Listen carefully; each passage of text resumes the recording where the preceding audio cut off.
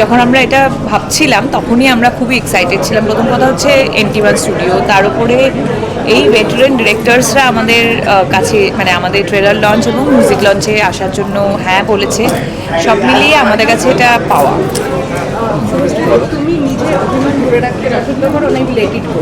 কতবার শুনবি এই একই কথা? আরেকবার শুনি। Let it go, live your life and let it. Musical evening তুমি কাটালে, যদি বলা হয় যে দেখছিলাম তুমি গানগুলোর সঙ্গে লিপ মেলাচ্ছে, তো এখন কি রকস্টার শুভশ্রীর যে ব্যাপারটা সেটা কি আরো বেশি জোরে? আমার অ্যাকচুয়ালি মিউজিক খুব ভালো লাগে, আমার এইরকম লাইভ মিউজিক্যাল ইভেন্ট দেখতে খুব ভালো লাগে।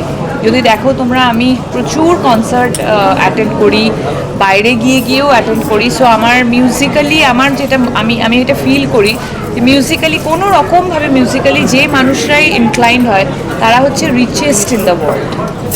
আচ্ছা, তোমার তুমি এবং রাজদা দুজনের কথাই যদি বলে, রাজদার ছবির মানে গানগুলো অত্যন্ত জনপ্রিয় হয়েছে, তো সেগুলো আমরা এখনো লুপে ইউবান আর রিয়ালি নির্ভর তোমাদের মিউজিকগুলো তোমাদের মিউজিক টেস্টের সঙ্গে ম্যাচ করে, কারণ দে আর ভেরি অ্যাবসলিউটলি। আমার মনে হয় বাচ্চাদেরকে কোনো কিছু শেখাতে নেই, ওরা দেখে বড় হয়, এক্সাম্পল সেট হয় ওখান থেকে। সো যখন আমরা গাড়িতে কোথাও লং ড্রাইভে যাই তখন ওরা কিশোর কুমার, লতা মঙ্গেশকরই শোনে, এবং ওদের পছন্দেরও এখন নতুন ইউবানের পছন্দ শুরু হয়েছে, ওর নিজের মতো করে পছন্দ, সেগুলোও চালানো হয়। বাট ওর টেস্টের মধ্যে ওইটাই, ওই আমরা যে মিউজিক পছন্দ করি সেগুলোও আছে। সিনেমা তো বটেই শুধুই, এবং তার সাথে গান যেগুলো রয়েছে সেগুলো একটা রোলার কোস্টার রাইড, কখনো হাসছি কখনো প্রেমে ভাসছি। তোমার যদি বলেন তোমার সবকটা গানের মধ্যে থেকে খুব কাছে আমার অফকোর্স ভালোবেসে যদি, কে তুমি, এবং এখনো অবধি যে গানটা এখনো রিলিজ হয়নি, যেটা আমার একটা গান আছে যদি শুনতে তুমি না পাও, সেই গানটা অ্যাকচুয়ালি রিলিজ করা যাবে না, মানে ছবি রিলিজ হলেই তবেই রিলিজ করতে পারবো। এবং আমার মনে হয় মানে কারোর ভালো লাগতেই পারে, নাও লাগতে পারে, বাট আমার মনে হয় আমার ক্যারিয়ারের one of the best song I have ইনঅ্যাক্টেড। যদি যখন প্রথম রাস্তায় এই জিনিসগুলো দেখলো, তোমাকে এই মুখে দেখলো, ফার্স্ট রাস্তার রিয়াকশনটা কী ছিল?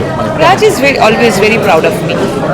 Thank you so much. আর একটা বিষয় দেখতে পেলাম যে তুমি যেটা বলছিলে আর কি, যিশুদার সঙ্গে তুমি একটি রিয়েলিটি শোতেও কাজ করছো, তো তোমরা এর আগে একটি সিনেমাতে যদিও বা কাজ করেছিলে, তো যিশুদার কতটা দুষ্টুমি বাড়লো নাকি যিশুদা মানুষটা কতটা পরিবর্তিত হয়েছে, তুমি কীভাবে দেখলে?